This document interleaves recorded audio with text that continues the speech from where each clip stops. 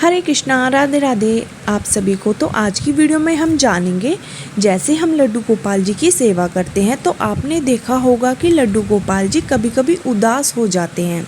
उनके चेहरे पर वो स्माइल नहीं होती है, यानी आपसे उदास होते हैं, मतलब आपसे नाराज़ होते हैं।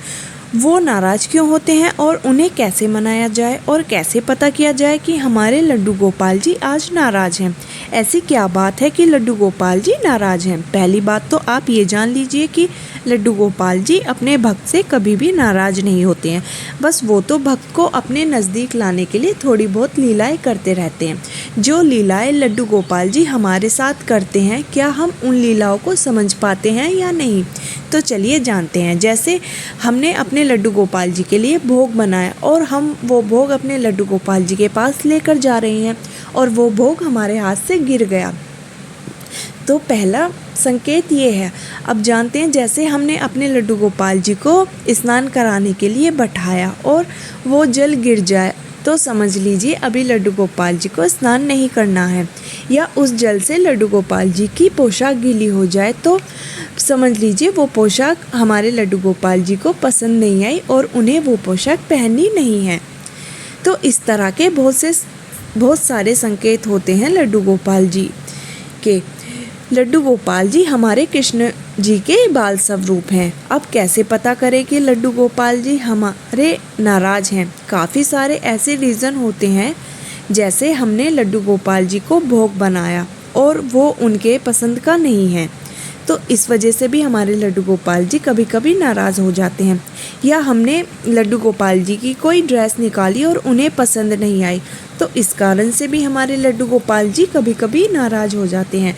जैसे आप किसी काम से घर से बाहर जा रहे हैं और आप लड्डू गोपाल जी को बताकर नहीं गए, या आप ये बोलकर गए हैं कि मुझे इतना समय लग जाएगा और आपको उससे अधिक समय लग जाए, और आप जब घर वापस आए ना तो आप लड्डू गोपाल जी से आकर मिले हैं और ना ही आप उनके पास गए हैं, और ना ही आप उनसे कुछ पूछ रहे हैं कि आप लड्डू गोपाल जी ठीक हो। तो इस वजह से भी कभी कभी हमारे लड्डू गोपाल जी नाराज़ हो जाते हैं, और कभी कभी हमारे लड्डू गोपाल जी इस वजह से भी नाराज़ हो जाते हैं। आपने सुबह तो लड्डू गोपाल जी की पूजा आरती भोग सेवा सब किया, फिर उसके बाद आप लड्डू गोपाल जी से मिलने नहीं गए, ना उनसे बात की।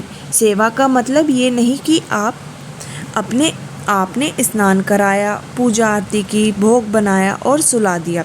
हमारे लड्डू गोपाल जी तो भाव के भूखे हैं। भाव से उनके पास बैठकर उनसे बातें करके, स्नान करते समय हम उनसे बात कर सकते हैं, और साथ ही साथ लड्डू गोपाल जी से हम जैसे उनकी पूजा आरती करते हैं, उसके बाद भी हम अपने लड्डू गोपाल जी से बातें कर सकते हैं। साथ ही लड्डू गोपाल जी की नाराज़गी जानने के और बहुत सारे तरीके हैं, और बहुत से लोगों को ये पता भी चलता होगा कि आज लड्डू गोपाल जी उदास चेहरा बनाया हुआ है। और साथ ही आपने देखा होगा आपके लड्डू गोपाल जी हष्ट-पुष्ट चेहरा, एकदम गोलू मोलू मुस्कुराता हुआ नज़र आते हैं, लगता है।